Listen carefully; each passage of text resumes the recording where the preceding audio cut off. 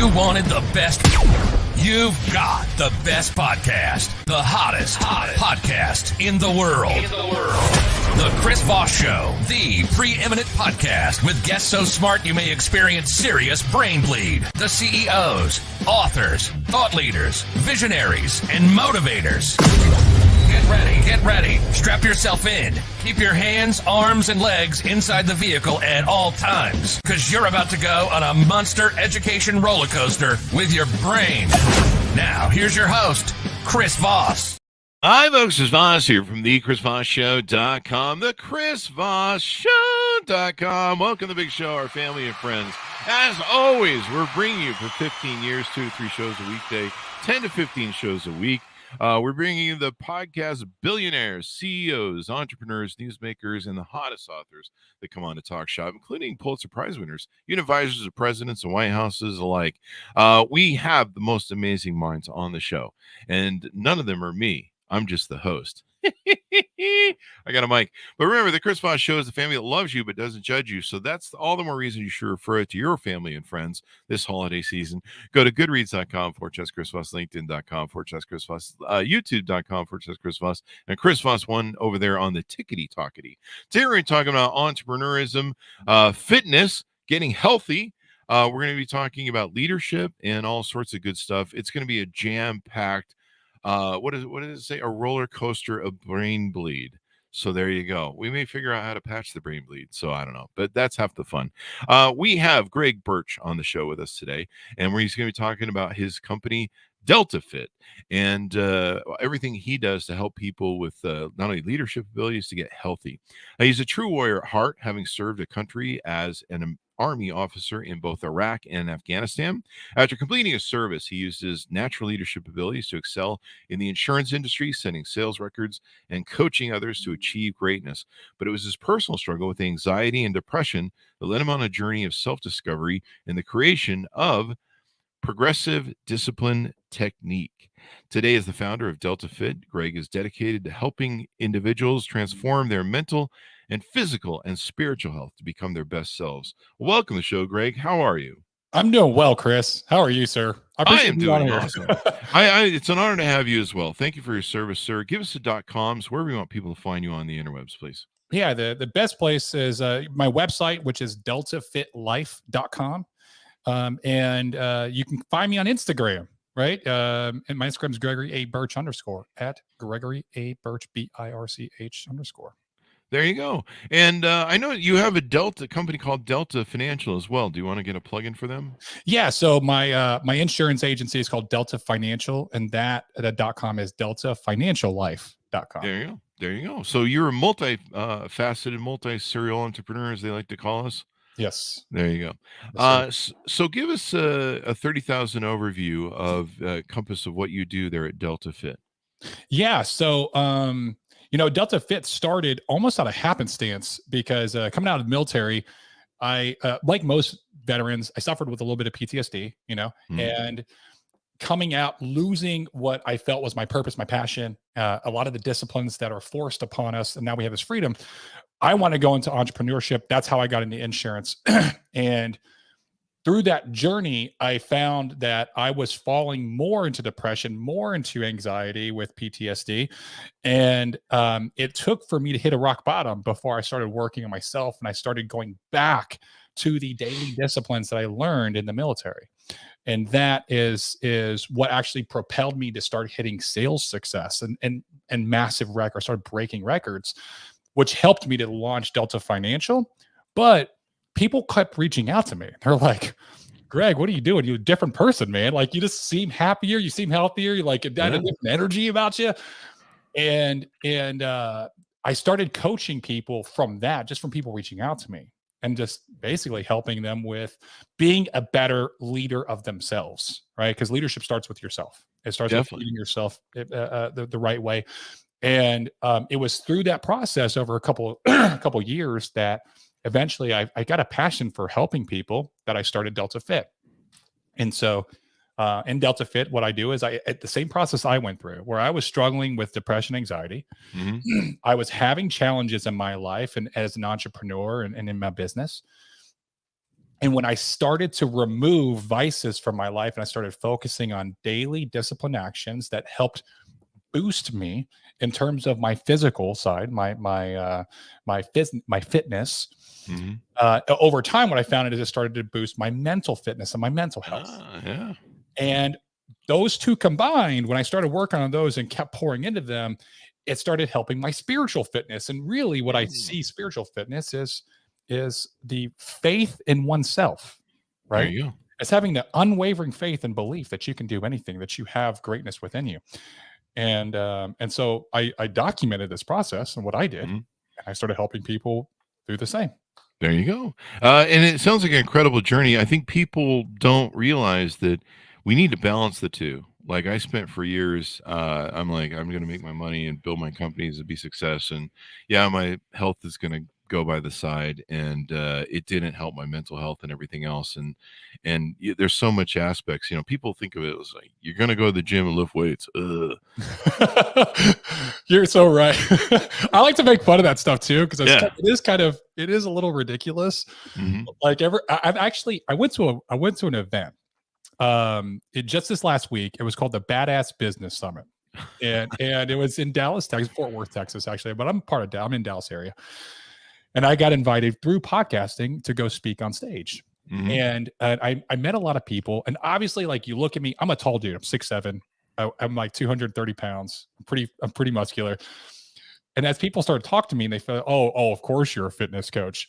But then when they saw me on stage, I started talking about sales excellence, how to be better. I had people come up to me. They're like, dude, you're like an onion. It's like, there's all these layers within you. There like, you you're not what we expected, right? Uh-huh. It's like, yeah, I kind of make fun of those people too, because you just assume that someone's going to be like a gym bro or something like that. So you're actually right. And I think people use it as a way to just make it as an excuse, shame others as an excuse not to go to the gym. But it helps you at so many different levels. As a man, it helps your testosterone. I'm sure as a woman, it helps your maybe hormones in your system. It helps your mental state. There's one of the things that I learned from it, you used the word earlier, discipline. And one of my problems in life is I've been a little bit lazy, and I've been lacking discipline a lot of times. And yeah, we've been through those phases. And so going to the gym, having the discipline of just going, Arnold Schwarzenegger said something about how even if you don't feel like going to the gym, just go anyway. And there are some times where I don't feel like going to the gym. I feel kind of off or whatever. Maybe I'm hurting a little bit from the gym visit before, but I'll just go. And I'm like, okay, well, I'm just going to go, and I'll sit on the bench, or I'll sit in the sauna room, or I'll sit in the massage beds. I'm just going to go. And I'll force myself to just go. And as soon as I get there, like, I just kind of click in. I smell the place. The environment's there.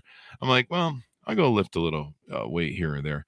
But having that discipline, and that's what I realized that weightlifting was really for me, was it wasn't about just lifting weights and being sexy. I'm already there. I've been there all my life. Yes, you are, sir. I had that Brad Pitt, George Clooney thing. They call me for tips. But it's really about the discipline. It's about working your body, showing up, and showing up's half the battle, and doing the weights and having that mindset of discipline. And it as you said, it affects you in so many ways. It makes my brain clearer. 55, it's starting to kind of fog over a little bit. Well, it's been fogged over for a lot. People in the audience are going, we've known you for 15 years. That shit fogged a long time ago. But it does make a difference. Dude, you're absolutely right, Chris. There's two things. First is there's a study in the British Sports Journal of Medicine that talks about the power of going to the gym, physical fitness, right? So they took 3 test groups. The first test group, everyone in all 3 test groups were suffering from mild to moderate depression. Test group number 1 was given antidepressants. Test group number 2 was given antidepressants in a workout routine. Test group number 3 was just given the exact same workout routine as test group number 2, and that's it. So what they did is they studied them over a period of time to see how effective each one of those were with overcoming the mild to moderate depression. Now, not a big shocker, all 3 of them performed the same. in terms of people being able, the percentage of people that were able to overcome their depression, it was across the board the same. Okay. Wow. So that means that working out is just as effective as taking an antidepressant. Now, here's where the study gets interesting: is after 6 months of they took the study, is they went back to check up on everybody that was able to overcome their depression. And what they found was there was a relapse rate of people that fell back into depression. Okay. So for the first test group that just had antidepressants, it was about 39% of all Wow. people fell back in depression. Okay. Wow. Test group number 2 that had workouts and antidepressants, it wasn't much different. It was like 37%, 36%. Huh. Right. Test group number 3, just working out, 8%. Wow. That's extraordinary numbers. That's extraordinary, right? So Yeah. that just shows you that this is more effective for overcoming anxiety and depression in your life and having long-term effects mentally, as long as you're consistent, than taking an antidepressant, right? Wow. And it's because of the dopamine that is naturally released in your body. There's endorphins that are naturally released in your body when you work out. It helps with, it's your happy drugs. That's natural. It is helps with stress relief. It helps with your mind's ability to overcome stress, to problem solve, etc. Right now, one of the things that I do in Delta Phys, I have people read, because I read every day.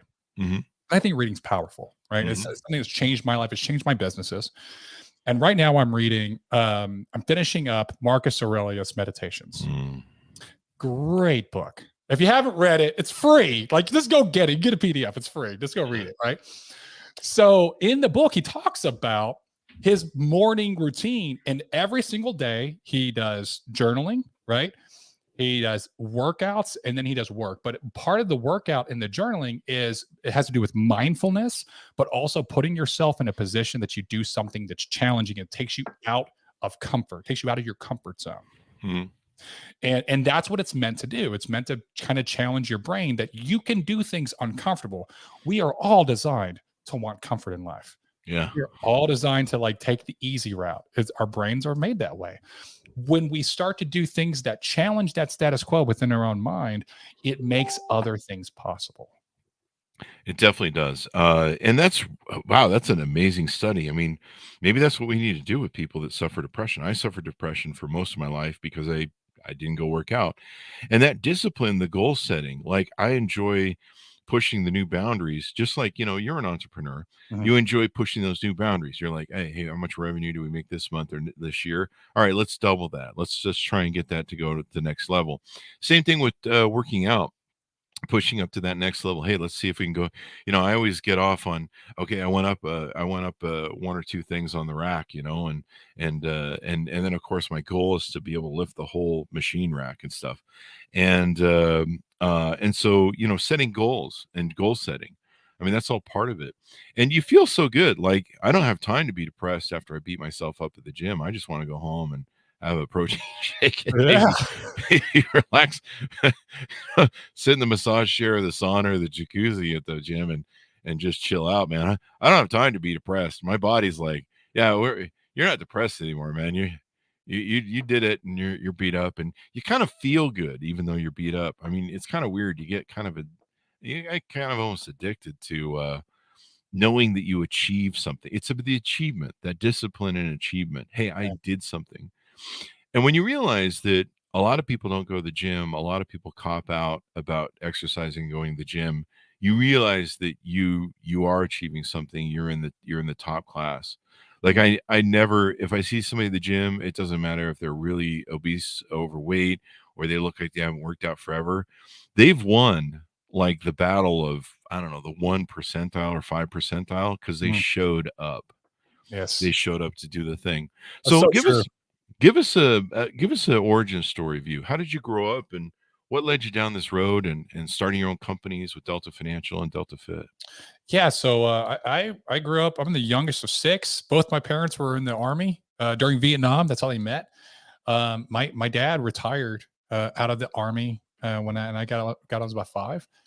I was raised kind of poor, to be honest. You know, we didn't have a lot of money, and I'm the youngest of 6. And so, you know, I wasn't really pushed to excel in school. You know, it was just like I had to get a C. If I got anything below a C, I was grounded. So that's like in the middle of the road, right? So the classes I really liked, I got A's, and the classes I hated, I barely got a C. But my mom did want me to go to college, and I always wanted to serve. And 9/11 was my senior year of high school. So really? I remember I stayed home from school that day. Wow. And at the time, my dad was working. He was working at Frigidaire, but like a second shift. So he would go to work at like 2, and then he wouldn't get back to like 3 a.m., 2 a.m. in the morning. So he was usually asleep by the time I got up. And I woke up late that day because I skipped school. And I did skip school. And my mom let me too, because I was just like, I don't want to go to school tomorrow. Most random day that I could have skipped school of all times. Wow. So I woke up and my dad was up, and that was weird to me. And I'm like, why is dad up? So I go out in the living room, and I'm like looking at him. He's just dumbfounded staring at the TV screen. And I'm like, what are you watching? And I'm on the phone with my girlfriend, who also happened to skip school at the time, because we were going to hang out. And I was like looking at the TV screen, and I'm watching as the planes hitting the towers. First thing out of my mouth was, I'm going to war. Wow. Like this is happening. And I knew I wanted to serve, and I always wanted to be an officer growing up. And so, because all my family was enlisted, but my dad always talked about this captain that he had in Vietnam with a lot of reverence, like a lot of respect. And so that always stuck with me as a young boy. And if my dad respects him, that's what I want to be, right? Yeah. So I always wanted to be a captain, which I ended up being. So I applied for my senior year, coming out of high school. As I was graduating, I applied for a ROTC scholarship, and I got awarded an ROTC scholarship, full ride. Deal was I had to go into the military, right? So I went in the military happily. Spent 11 years in. I got married right before I got in the military. We had 4 kids together. Wow. We ended up getting a divorce while I was in the military, which changed everything for me. And that's one of the reasons that I ended up getting out, was from the divorce.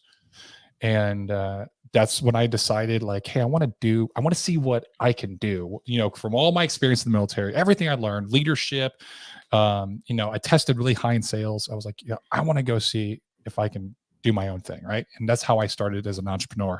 I didn't have an entrepreneur family.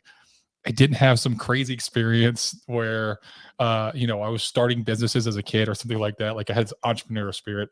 I really just wanted to test myself coming out of the military. And I also wanted to prove that I was better, right? Because coming out of the military after my divorce, I still had a lot of anxiety and depression. I was coming out PTSD, which affected how I saw myself. You know, and I felt like the success was going to make me have more confidence in myself and make myself in a different way. Yeah. So you think when you finally reach that pinnacle, like it'll solve all your problems, especially if you make a large amount of money and success, you know, you'll be fixed. Yeah. And it's not the case. I always warn people about this because everyone's like, yeah, it must be nice to be rich and all your problems are fixed. And people assume that. They think like movie stars and billionaires, Elon Musk and stuff. It's not. It actually amplifies the worst parts of you. It does. And it can feed them, actually, if you kind of have narcissistic sort of traits or you have issues of denial and lack of self-accountability, it can make it worse. Way worse. Here's the thing is that what people don't realize is now you have the money and sometimes the freedom that you can really double down on those vices and get real in the weeds. And you can insulate yourself too from reality and self-accountability. You can really insulate yourself and you're like, I don't need to see a psychiatrist. I have money. And it really creates a delusion. So, you know, this is really interesting. You know, the military, we talked about this in the green room. We talked about this a lot on the show. We've had some people from West Point who teach confidence and leadership at West Point, and some great authors from the military on the show. But the military does such a great job of teaching leadership. I mean, I'm just baffled as to why we have so many military people, you know, living in the streets and high suicide rate. and joblessness. I mean, these folks are taught leadership and skill-based things with multi-billion-dollar equipment. Mhm. I mean, and you don't want them running your business? Like, they, they were taking care of, $35 billion fucking airplanes. Like, you don't want someone like running your company. And a lot of people leave the military and do go into leadership positions and stuff like yourself. How hard was it to start your first company? What was it like going through the gauntlet of you maybe didn't have any entrepreneurs around you to counsel you. You just went for it. So that's a great question. Mhm. I was a solopreneur to start. So I Yeah. started as an individual insurance agent. And coming out of the military, I had a bit of an ego because I was like, you know what? I freaking led soldiers in Iraq. And I Yeah. was, I got 2 Bronze Star medals. You know, I got like, I've been to Afghanistan. I've done some crazy stuff. Like, I can sell an insurance policy. Like, Yeah. so I would forego or ignore the advice I was given because you got to control your schedule. You got to go to these trainings every single week. You got to get on the training calls. You got to, do these amount of dials. And I'm like, I'm good. Like, I got it. Like you peons and monkeys could go to that. I'm going to do my own thing. And I sucked. Oh, Really wow. bad. And I sucked real bad.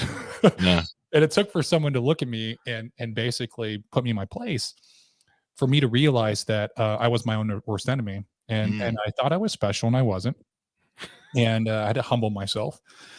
And I started to do things by the book when it came to sales, which helped me to grow. Now, once I got to the point where I got so big, where I was starting to create an agency, I was within a structure of another company.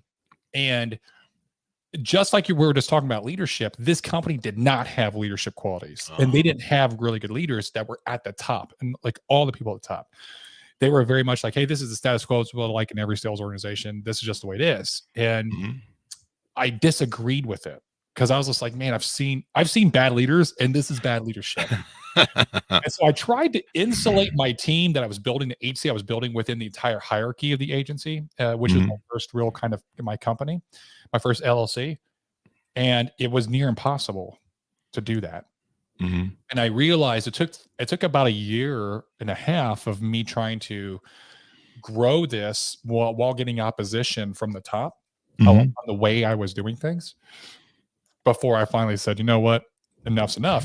And it took for me to start working on myself. And I had in 2021, that was when I hit rock bottom at the end of 2020. And I started in 2021, like, I'm going to work on myself. Right. And I started this internal self accountability program and discipline program that helped for me to change myself to the point that I made such drastic changes that I had a record breaking sales month where I blew everyone out of the water, like out of the water.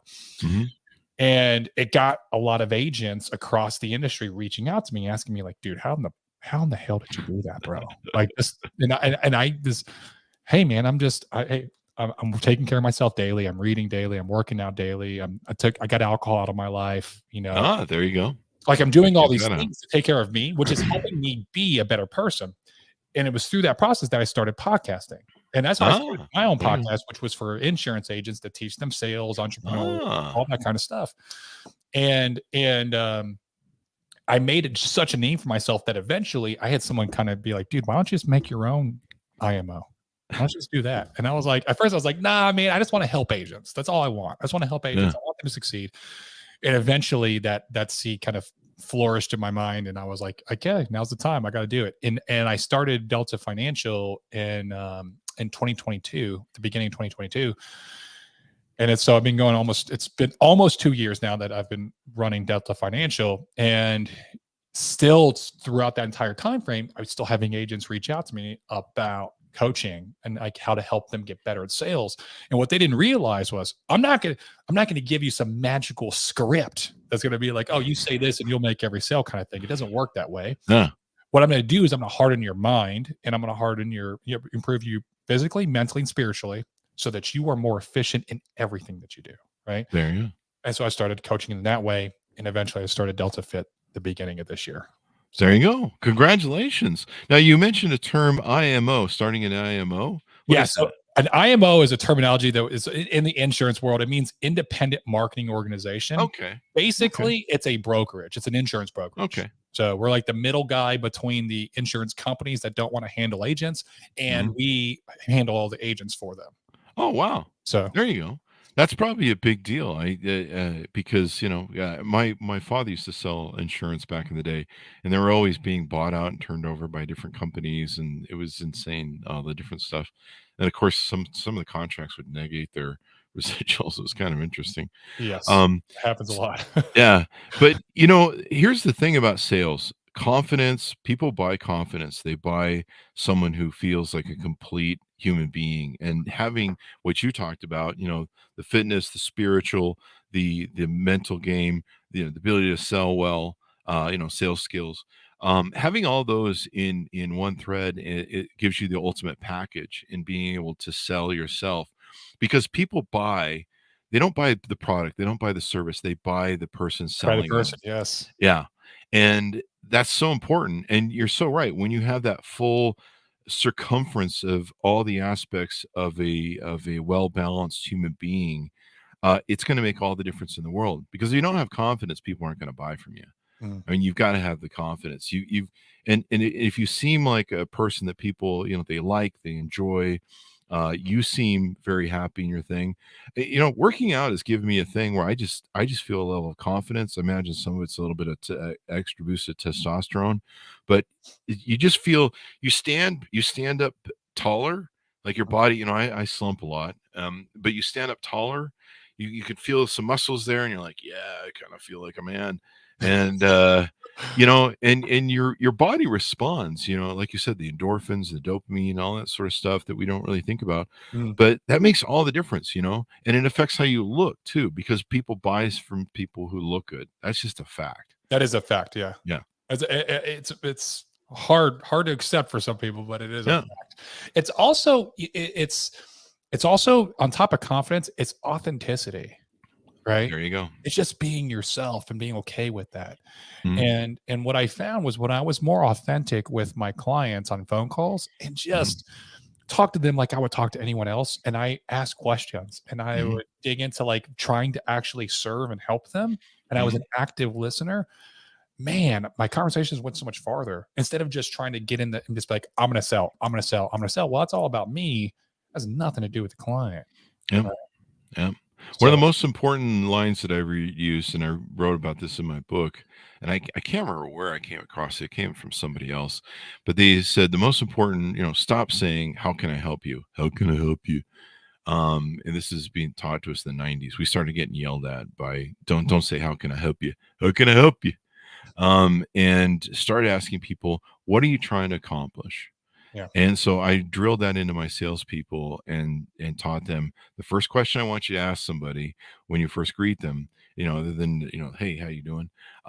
Ask them, what are you trying to accomplish? And then shut the F up and listen.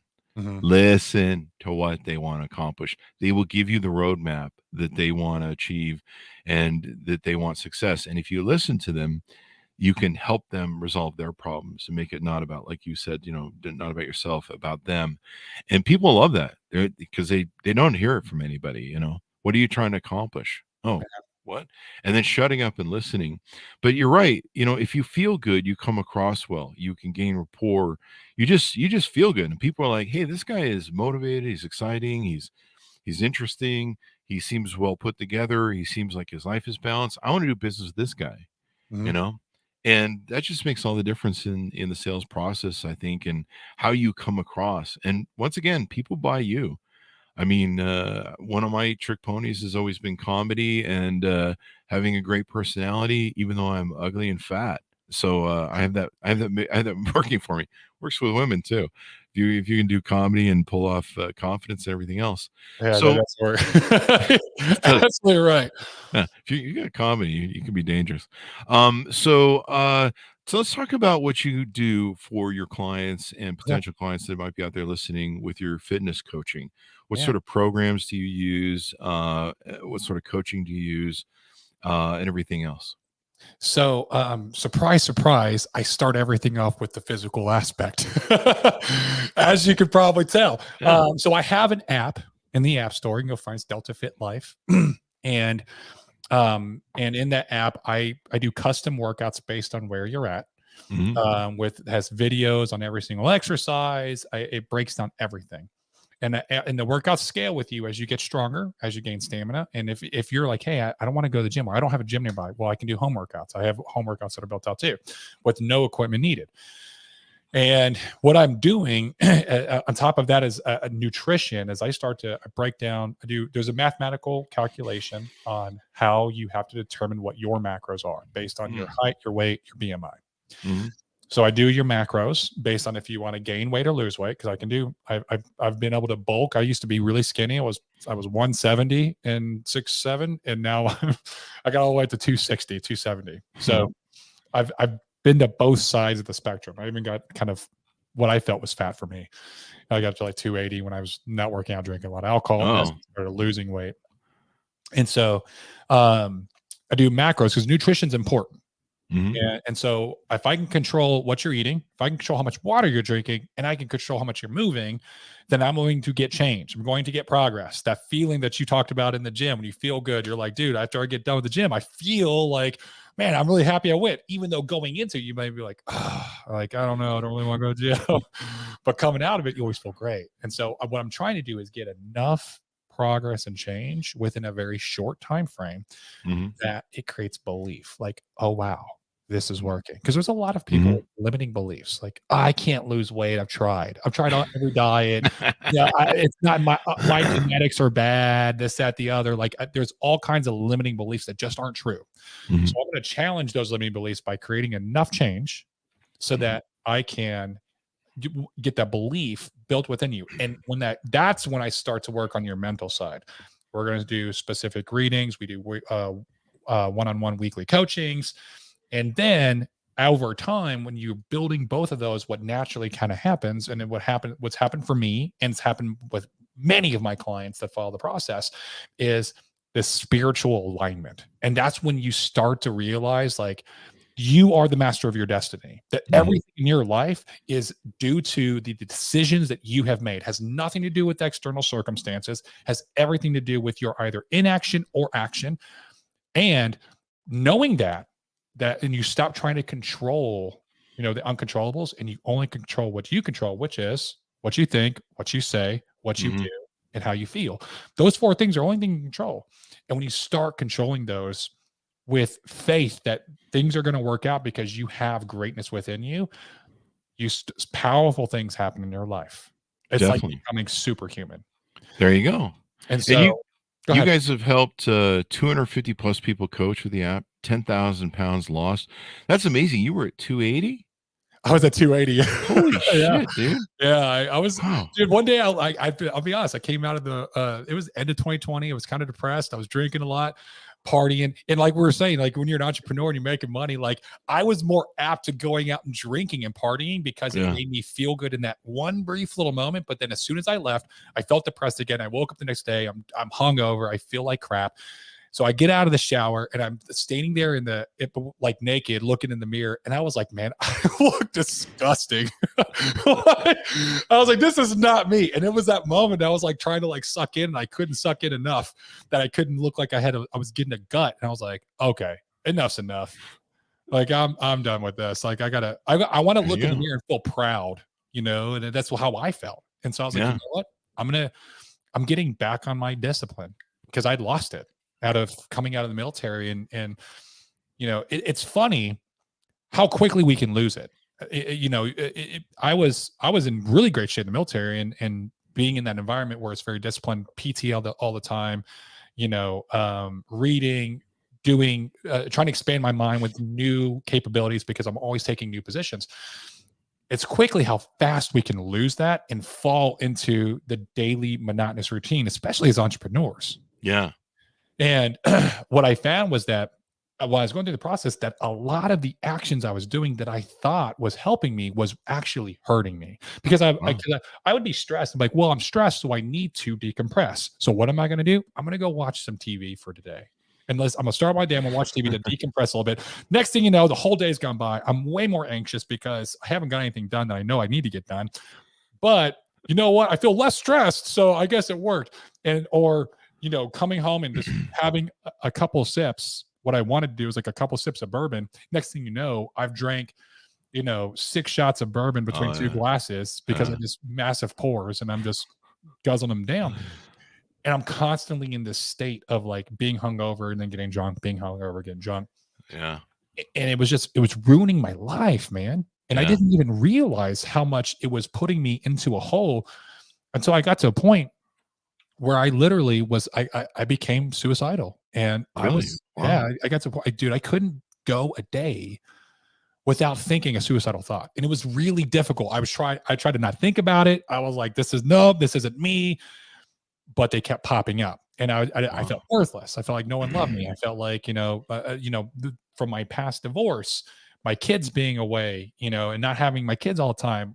And I call them, they wouldn't answer because they're busy. Well, my kids don't want to talk to me. I'm a piece of crap. Like, and it became so troubling that I did get to a point where I put a gun to my head. And really, yeah, wow. And that was my rock bottom.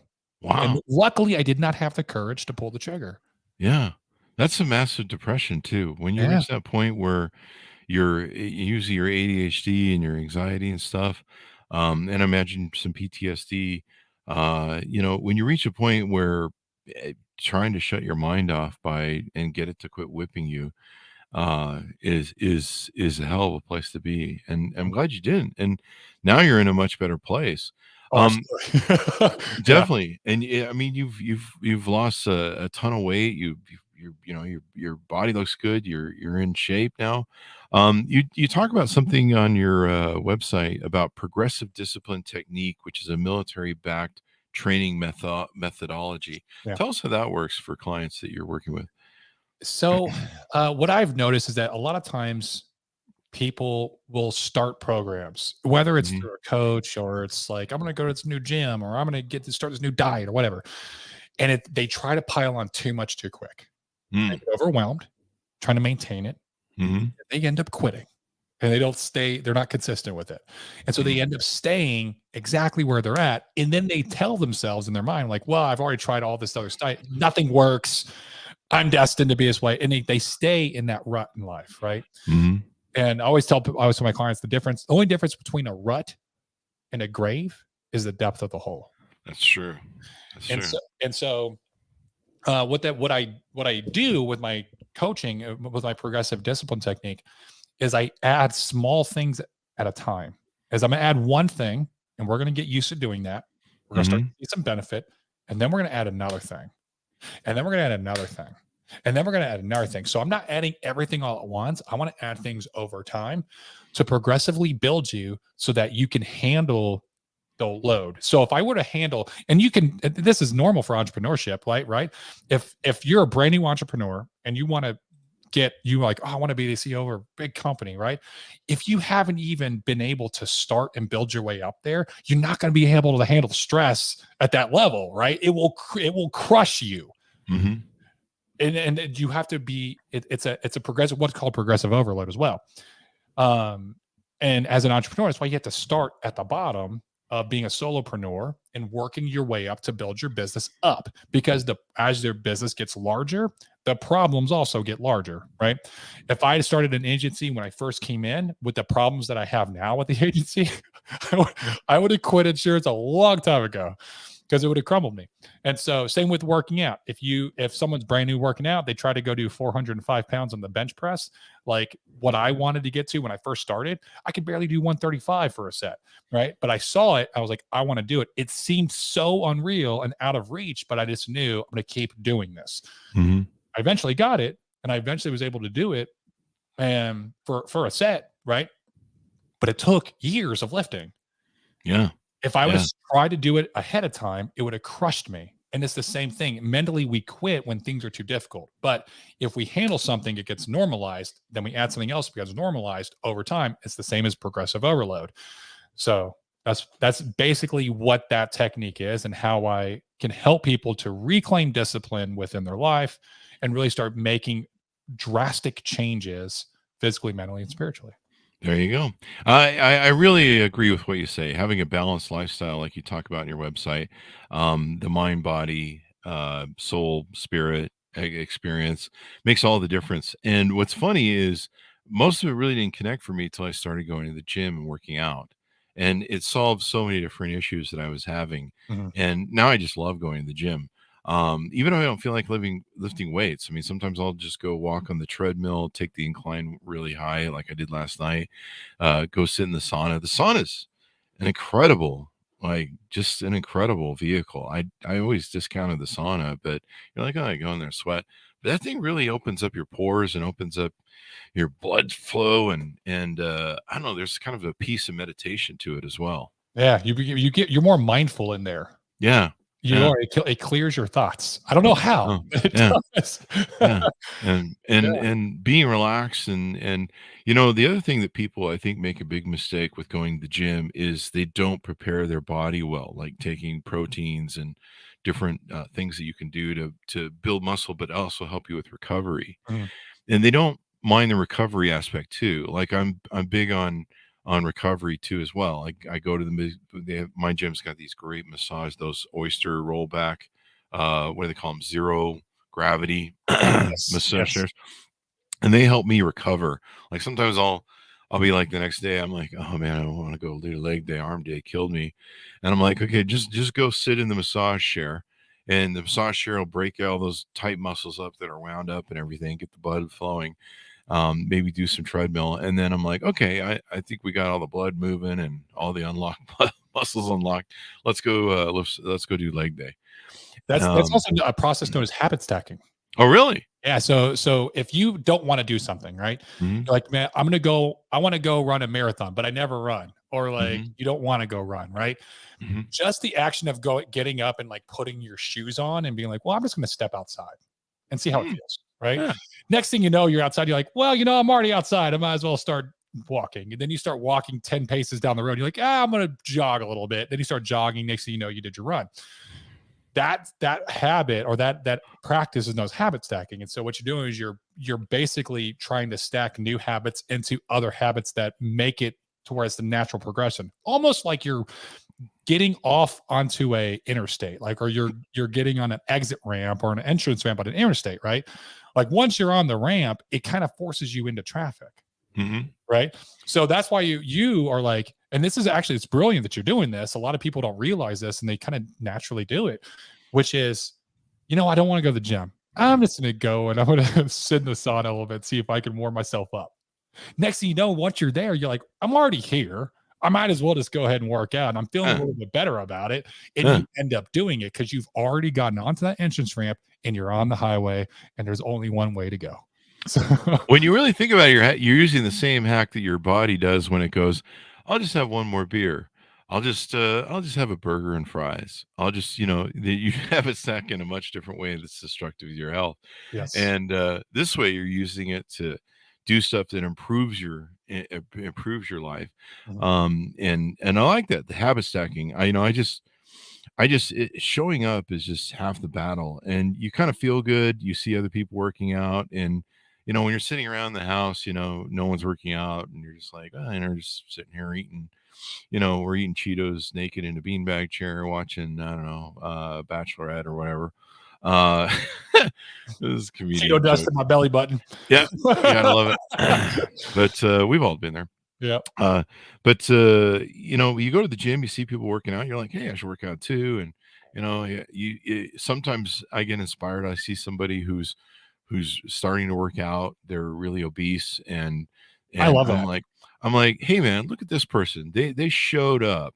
They have won the 1% battle, or however many people don't go to the gym.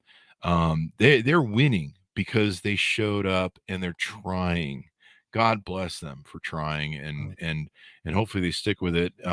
But taking that first step sometimes is the hardest thing. Admitting you have a problem, like you did, identifying that. You look in the mirror at 280 and you're like, hey man, I don't want to do this anymore. So this has been really great to have you on the show, Greg. Give us your final thoughts and pitch as we go out on the show. Yeah. Yeah. So I when I was having really tough times, I was during a breakup, and during that breakup, I was like really depressed. I was crying all the time. I was like in the car and I listened to music that reminded me of her, and I would sit there and bawl like a baby. And so I was at the time I was really, really bad at insurance. This is towards the tail end when I first started really focusing on what I had to do. And I was so bad that I had to get another job that was a W-2 sales job where I got a small salary plus commissions. No. And it was literally for like 2 months. Mhm. And I was going through the training with another person. Him and I trained together, and he was a really nice young man. I don't even remember this guy's name. I feel bad. But he saw and I told him the whole story about my depression and how this girl broke up with me and all this stuff, and how I became suicidal. Wow. And that girl came to see me at work to come get something. Uh-huh. And it just crushed me, like seeing her. Right. Wow. And I was like, I can't go back upstairs. Like him and I were sitting outside, and he was like, dude, you look bad. And I was like, I can't go back upstairs. And he was like, well, I'll cover for you, And so I was walking back to my car, could go put on some terrible music to cry to drive home. It was like an hour drive home. And as I was walking, he sends me a text, and he's like, hey, Greg, I just wanted you to know that the night's always darkest before the dawn, and the dawn's coming.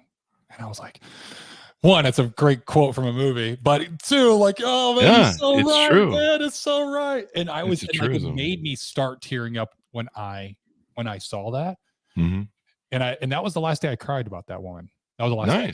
Nice. And that was when I was like, I got to get I'm not going to stay this way together so forever. And so the lasting, thought I want to leave with everybody is that nothing is permanent. Mhm. Change is the only constant. And so if you're in a bad spot in life, it will change. If you're in a good spot, don't rest on your laurels, because it will change, right? Mhm. And you have to be always diligent in trying to improve yourself so that you can weather the storms and that you can enjoy the good times while still gaining momentum in your life and your business and your relationships and everything.